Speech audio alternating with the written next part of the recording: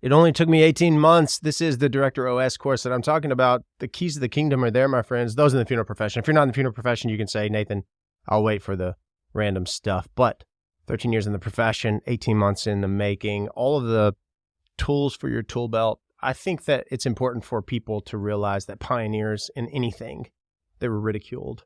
They were suppressed. They were told to shut up. They were made fun of because they stepped out of a line of mediocrity, because the people that were making fun of them were those that were also in that same line. And those people, they wanted to make sense of being in that line and not leveling up themselves, so they just made fun of those who were wanting to pioneer. It always happens. It will always happen forever and always. But this Director OS is the keys to the kingdom. If you are tired of templatized, if you're tired of hearing, we've always done it this way, if you feel lacking in confidence, if you feel that the profession is just racing to the bottom of providing just the most basic care, not to say that it's not kind and compassionate care, but people need to be permitted to celebrate. And that's what Director OS exists for. If you want to level up who you are and the way in which you progressively care for other individuals, that is, loved ones who call upon you during the most delicate of times, then click the link in the description, show notes. That is Director OS. We have 50 seats. Well, we have 28 taken, so the math. We have a few more seats with the special pricing. Link in the description. Check it out. If you're not 100% satisfied, I'll refund you your money. I promise. I believe in it so much. And Nathan, what are you talking about? That leads me to my next thing. This is episode 220 of the Mortals podcast, show which pulls back the curtain and takes down walls brick by brick and exposes the hearts of those caring for those you love most. The Mortals, the podcast, there's the Mortals, the group and community, because I believe in it so much. Community after the music, after the courses, after everything else. When we don't have something to put out there, what do we have if we don't have this sense of, hey, let's gather and be together? It matters. So the Mortals exist. Link in the description. First looks, first listens, first access to any and all things music and Nathan Morris before anybody else does or maybe ever will. We have new merch coming soon. That's all I can say because the Mortals will find out first. Click the link in the show notes to sign up. You have paid, you have free. There's the apprentice, and then there's the director tier. That's cute, right? Head over there and join right now. You got a lot of homework, and we are just at the top of the show, which is the Mortals. I love this. I love it. I just had a big old, nice, delicious sirloin. I'm recording this podcast literally just a few hours before it releases at 6 a.m. Be sure, if you're listening on whichever device or platform, give it a positive review if you love this podcast. Okay, we're going to dive in right now to the show.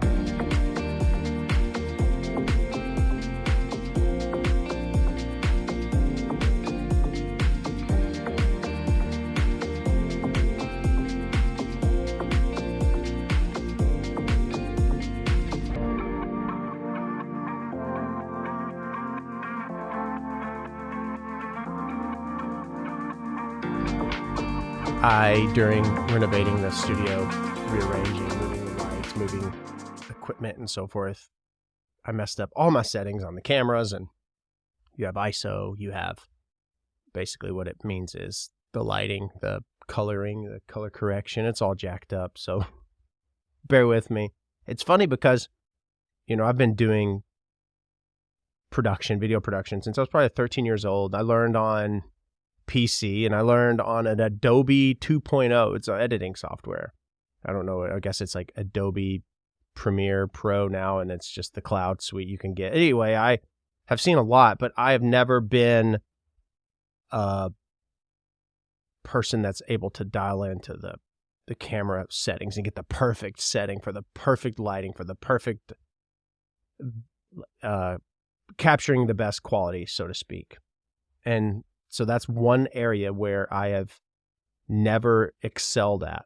And, when you're doing everything else with content, when you're creating content, when you're coming up with script ideas, or when you're coming up with content ideas for all of the socials, which, by the way, well, we'll talk about that. But I do my best, right? And Gary Vee always says good is good enough. Like, you don't have to get it to this point of greatness. You need to get the content out. Because if you think about it, if I overthought every single thing that I did, you all would never see or hear from me again. I would just sit with it all the time. Be like, it's not ready yet. It's not ready yet.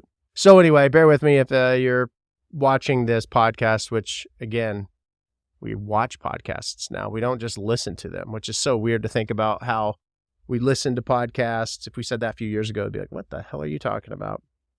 TikTok. It's been at the Supreme Court. Like, what's going to happen? Is it going to be banned on the 19th? Is it? I don't know. What does that mean? It basically just means that if you have the app right now, you're going to still be able to access the app. But after the 19th, if you don't have it and you try to download it in the Google Play Store or the App Store, you wouldn't be able to access it. However, if you have an Android phone, you're able to get updates outside of. Anyway, we'll see what happens, holding on tight to that. But the video, all videos, you can find me at Nathan Morris Music on YouTube, Instagram at Nathan Morris. We're going to just keep putting out content because I believe in it. I believe in what I'm sharing, and I am finding my footing and voice. It's weird. It's always evolving. It really is. What's a channel that you find yourself like watching all the time? And I know I've asked that before, and I've talked about like the lawnmowers and stuff, but there's a person who does scary, spooky story time, and those stories are really scary. And that is a niche that has really blown up. I feel like it's always been popular because we always want to know how, why, what things are the way they are. And if they aren't explained, then we're like, how dare you not tell me? So we make it up, right? We figure it out. So we think oh, wow, I didn't know this did that. Yes, I did. Where's the tool to make this? I'm talking about the boom, the mic, like it goes up and down. And I'm able to, I'll have to work on this after the episode. I'm able to tighten it or loosen it somewhere. Who knows? Maybe. Nope, that's definitely not it. Sorry if you heard that. I can't think of her name. I'll find it and I'll tell you here real quick. Bear with me. Scary, spooky story time. Spooky story time. Ashley, ASHLEEINC. She gets people to send her anonymous messages and tell their stories, and she picks from them. She does a really good job of keeping people anonymous, and I think that's why people, even apparently some very prominent individuals, have shared some very interesting stories. So you should check her out for sure. I stayed up until like 3 a.m, just in a deep dive of all of her spooky, scary story time. Check it out. What was I talking about? I don't know. But it is episode 220 of The Mortals. I have a lot in the works. I'm going to be on tour. And we have merch available in the merch store, nathanmorris.store. I want to tell you, I feel like this is when you go to church. If you, like, I was raised Catholic, and there was always this season, and it was always a few weeks long where the priest would get up and talk about tithing and talking about giving back, which I do believe there is. If you give out of intentionality and the kindness of, you will get back and be blessed tenfold. And I am raised Christian, where I do believe that the church is where 2 or more people are gathered in their name. And whether you believe in organized religion or not, it's just very important for me to say, I meet you here. I have the hiccups today, but it's not helping. I'm over here. This is an Alani. Alani doesn't sponsor me, so that's all I'll say. But I meet you here, and I do believe in community, and I do believe that the 4 walls of the church, which is the place and space where it is hyper focused on celebrating and preaching the word. So giving of your gifts, talents, and monetarily speaking, right? I do believe whether it be there or somewhere else is what my point ultimately is I do believe that you will be blessed for that. And I say that because I'm over here talking about, hey, buy some merch because you're blessing me. And if that's your blessing, is that you have this feeling of support, great. Joining the Mortals, link in this description, also to the merch. It's a big, helpful thing. And I want you to know that anything that you contribute to, whether it's the merch or the Mortals, I'll be on tour in 2025. I hope to announce some things soon. It's going to cost a lot of money. I'm an independent artist. Independent artists, I don't have a major label that's printing the money for me, which thank God, because as things really hit and continue to, I own 100% of my own publishing, and I'm able to make the decisions that I want to make, and I can release the music that I want to release when I want to release it, obviously with strategy. And I do have a team that is incredible that I work alongside, and they have resources. So I'm not, just one-man band all by myself. I have a team, but I don't have, the machine that is the label. You are my label. So keep that in mind, and I hope that you can take some pride in that. So everything that I'm able to do, it is absolutely because of you. And that's pretty cool. This past week, everything's been snowed out. It's been awful and awesome at the same time. People have been, it's funny how we get so put out. How dare Amazon's overnight shipping? Why aren't they driving the trucks? I don't care that there's snow and ice all over the grounds and you can get hurt. It's like, what the fuck? We are so privileged. We are so spoiled. But it really has in Louisville. It's been 10 to 11 inches of snow and then ice on top of that and then snow. And then the other day, 4 more. It's been a lot of snow. So there's a lot of merch that still needs to be sent out.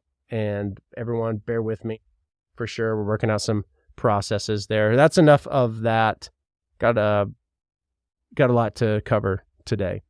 And you heard me at the very beginning talking about the course. It's something that has been a long time in the making, and I think everyone goes through it. People who have earned their stripes and have every right and reason to be able to stand firm and say, I know what the hell I'm talking about, and I'm willing to share all of my knowledge. We get in our heads and we think that we're able or incapable, not knowledgeable enough or whatever. It's been there's a lot of self-doubt that people go through and experience. And I've been in that. I've shared that before, but releasing a course has been something that has been a labor of love, because it's hard to say, what do I want to share with everybody? In the funeral profession, you have all these different parts of the profession. So you don't want it to be just everything, because you can't be everything to everyone. So what does it need to be? And so we cover things like everything from, I don't think people, know where you're going in life if you don't know where you've been, whether it's your history and hereditary and history of maybe whether it's alcohol or abuse or sexual abuse or trauma. I think that's important to acknowledge and to work through with tools and resources and therapy before you can progress as a human being, right? Same goes for the profession in which you choose to be a part of.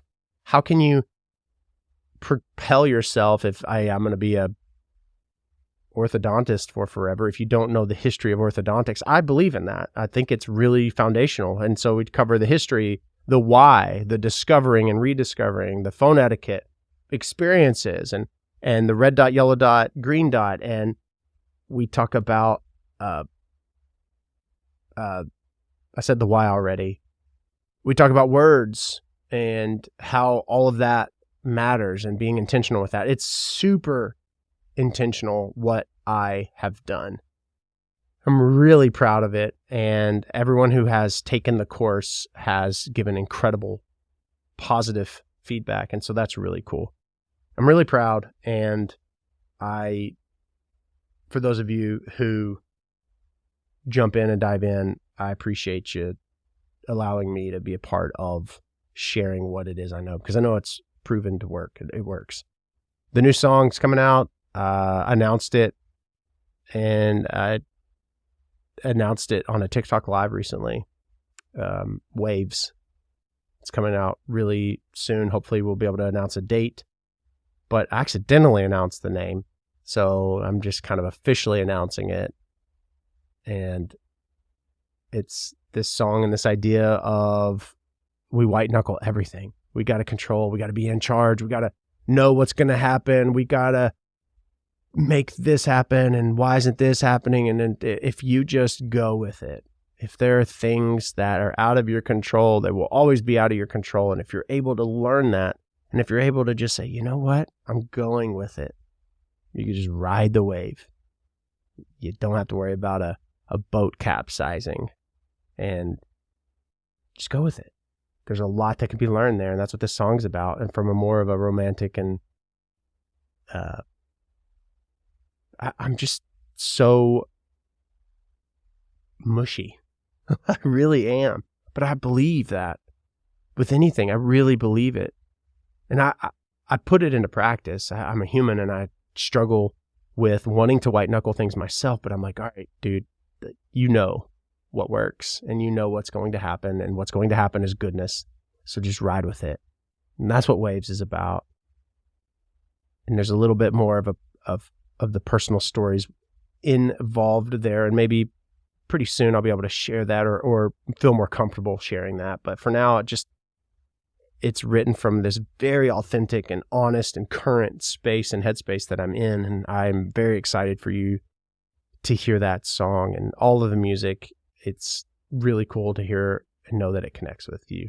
And I thank you for supporting it. So I can't wait to get on tour. There's the big circle back.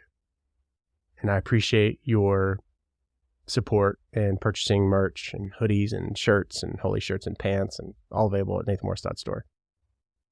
It is time for our 3 random facts. Absolutely. This is, you know the drill. These aren't the run-of-the-mill tidbits. These are the facts that you might want to share at your next gathering. These random facts, these are in no necessarily particular, it's just, I don't know. I don't know why. But did you know that there's a Cold War era bunker, and it's under the Greenbrier Resort in West Virginia? So anybody in West Virginia, are you familiar with this? It was built to house Congress in case of a nuclear attack, and it's remained a secret up until 1992, so a year before Hocus Pocus came out. But I was on YouTube, and there's this company called Atlas, and they make all these bunkers. There's this house in the middle of just some normal neighborhood that you'd see in suburbia, America. And they dug up this massive driveway, and the houses are kind of close together. I mean, it's a 30-foot long driveway, and then it's a 10-foot wide driveway. And they put in a 30 by 10 bunker, 2-story underneath, and then they pour the driveway back over it. I was like, that's badass. So that's how we got into the facts about bunkers, the random stuff. That's fact number 1. In West Virginia, the Greenbrier, it's a very famous place. Not the bunker. Well, the bunker is now. Okay, fact number 2. The Winchester Mystery House in San Jose, California, which, by the way, if you have family that are in Los Angeles and the LA area and they're being affected by the fires, blessings to you. It's a shitty situation. It really is. And there is so much, that's not this podcast, but there's so much information coming out where did these originate from, the fires and all of that. But all I know is there are people that I follow that are creators, that a husband and wife, that their condo is burning down, and whatever you think, there are people that are heavily affected. So if you know somebody, I'm sending my love to them. And if you are one of those listening, I'm sending my love directly to you. But the Winchester Mystery House in San Jose, California, it has over 160 rooms, and it's rumored to be haunted by the spirits of those who were killed by Winchester rifles. Interesting. So the house said to be haunted by those killed by the rifles. Sarah Winchester, the home's owner, believed that continual reconstruction would appease these spirits. Interesting. That's a big house, by the way. Like, huge. When I heard 160 rooms, I was like, oh, that's a hotel. No, it's a home. Home. Home. That's insane. That's insane. Like, I talked about this. I don't remember where I was talking about it, but like, we literally live, no matter how big of a house we have, we live in 2-digit square foot of it, right? I mean, like, you go home from work and you might piddle in the kitchen for 15 minutes, but then you go and you sit in your spot. And your spot, whether it's in your bedroom or your family room, is your kind of primary space. It's pretty wild. So technically, you could put like a porta potty, or you could cut something out of the couch. Or you just, when you got to go, you just lift a special cushion and you go. And then, I don't know. I guess what I'm saying is 160 rooms is a little much. I could be wrong. Let me know in the comments if you're watching this on YouTube at Nathan Morris Music. And speaking of YouTube, be sure to subscribe over there. I'm really proud of what we're building. The infamous, is it, I always forget how to say this. Is it Debook or Debook box? Diebook? Dang it, which was inspired. It's inspired there's a Hollywood, the film, what was it? Annabelle's box? Wow, this is a really good fact, number 3. Anyway, it was purchased on eBay in 2001. And it's said to hold a restless spirit, and every owner that's had it claims to have experienced disturbing paranormal events. And I think we've talked about it. That's why I'm like, I can't remember the Debook. I said a video. Damn it. I don't remember. That fact is ruined. So there's your 2 1/3 facts. Right now, my For You is just totally paranormal related. There's spooky story time stuff. And then the TikTok ban. This week's story is honestly one that has had me losing sleep for a little bit while I researched it. It's called The Watcher, and it has you thinking, me thinking. I remember when I was a little kid, I would not want to put my arms out of a blanket. There was the bottom bunk and the top bunk. And if my arms weren't out of the blanket, then the monsters couldn't get me. And it was like magical that people couldn't see in my window. When I was a kid, I would dream about my window and people looking in it. Now that's creepy. You're going to have dreams, bad dreams tonight. You're welcome. But The Watcher is in Westfield, New Jersey. Back in 2014, Derek and Maria Brodus, they purchased this dream home in Westfield, New Jersey. I don't know who would want to, every time I've gone to New Jersey, I feel like I'm going to die because when you get on the interstate there, it's like everyone drives with their eyes shut and really fast. So this house is a 6-bedroom home, and it's located, the address is 657 Boulevard. So they envisioned raising their kids there. They have 3 children at this time, but their joy was very short-lived after being moved in, because 3 days after closing on the house, they received their first letter from someone who identified themselves as, quote unquote, the Watcher. And then the first letter started innocently enough, but it quickly veered into unsettling territory. And it starts and it says, "Dearest new neighbor at 657 Boulevard, allow me to welcome you to the neighborhood." And then the tone darkens up and it says, "The house has been the subject of my family for decades. I have been put in charge of watching and waiting for its second coming. My grandfather watched the house in the 1920s, and my father watched in the 1960s. It is now my time." The letter then included very eerie questions. Do you know the history of the house? Do you know what lies within the walls of 657 Boulevard? Why are you here? I will find out.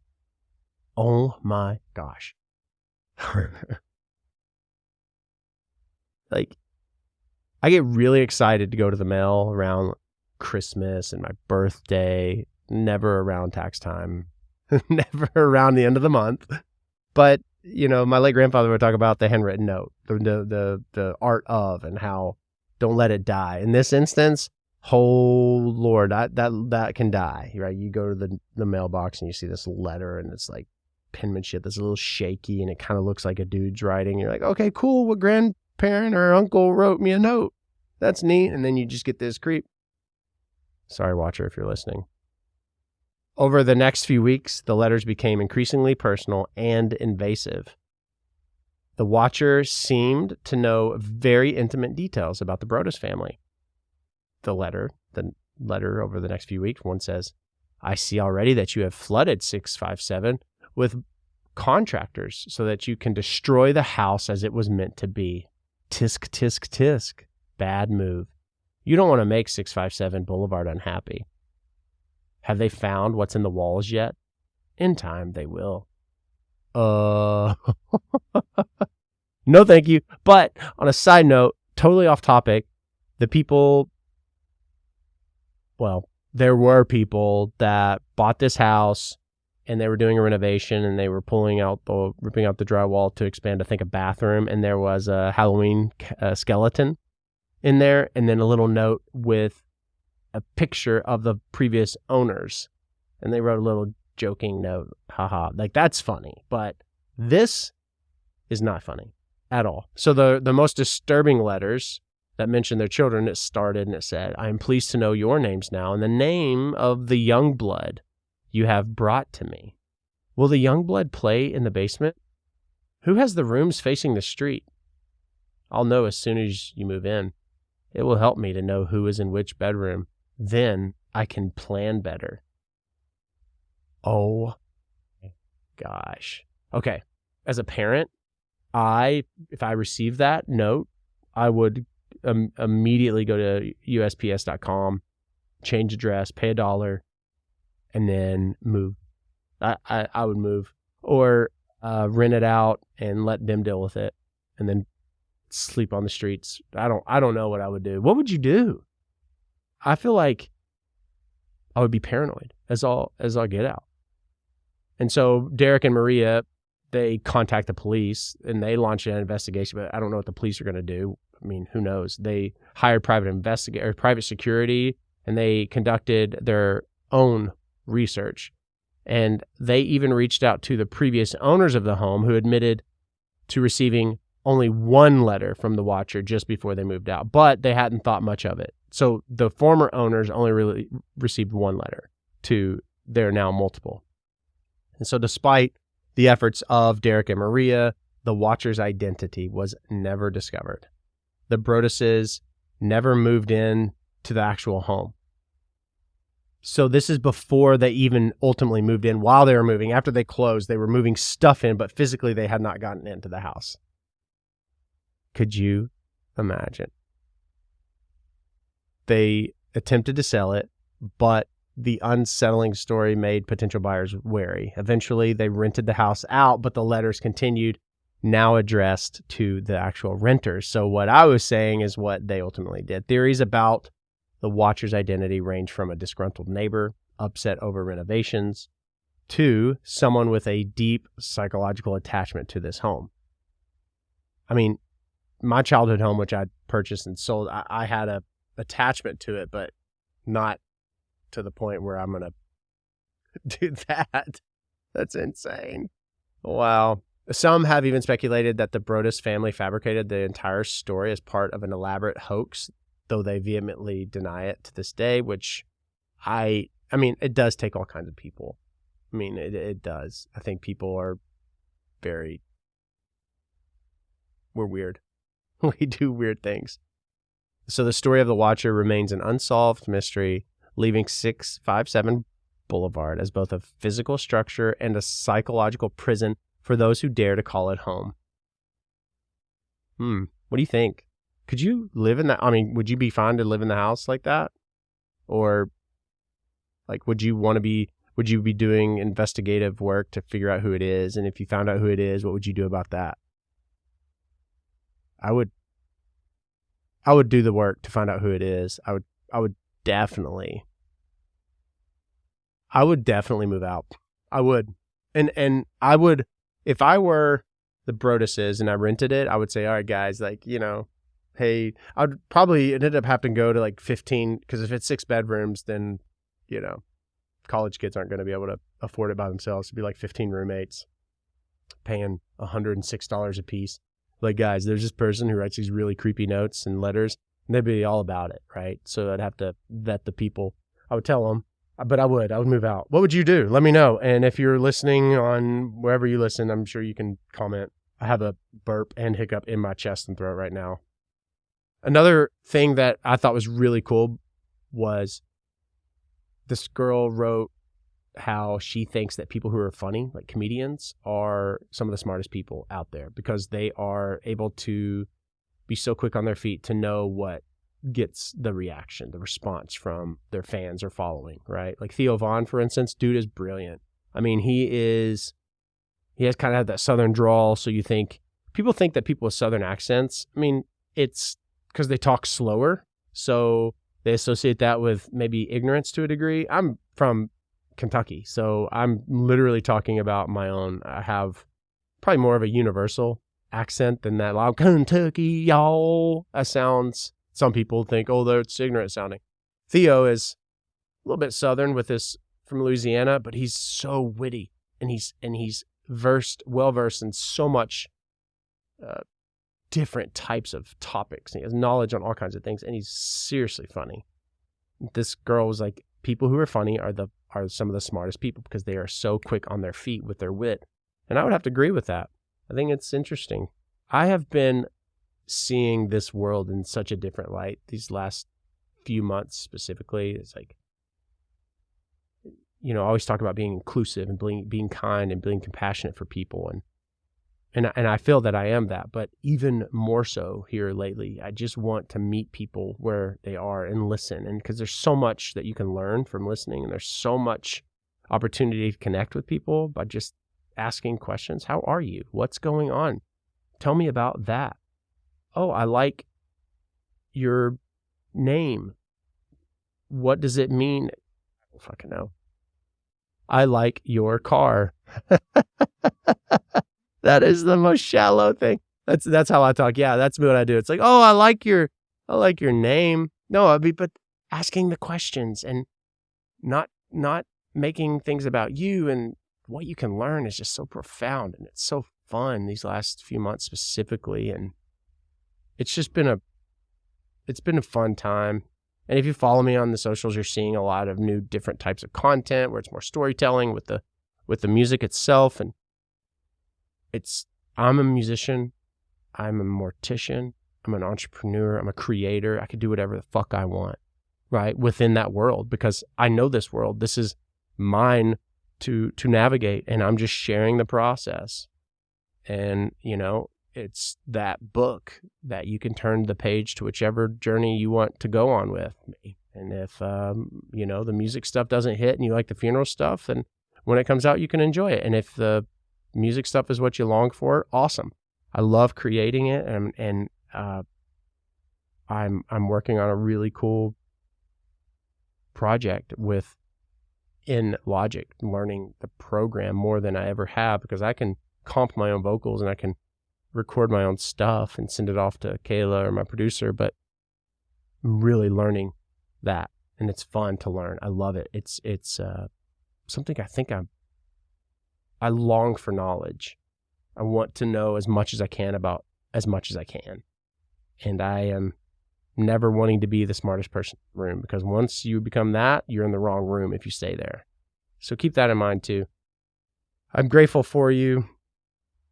This is a fun thing for me to continue to do, is to share what I'm thinking, and then just casual chat. And some of these episodes might resonate in a special way, while others are just like, easy listening in the background. Some of them are like, Nathan, what the hell are you talking about? You know what? I don't know either. But that's the great thing, is because I keep showing up for you, and I show up for myself, and the world needs you to do the same. Whether you have much or little, I meet you here. You could be doing absolutely anything.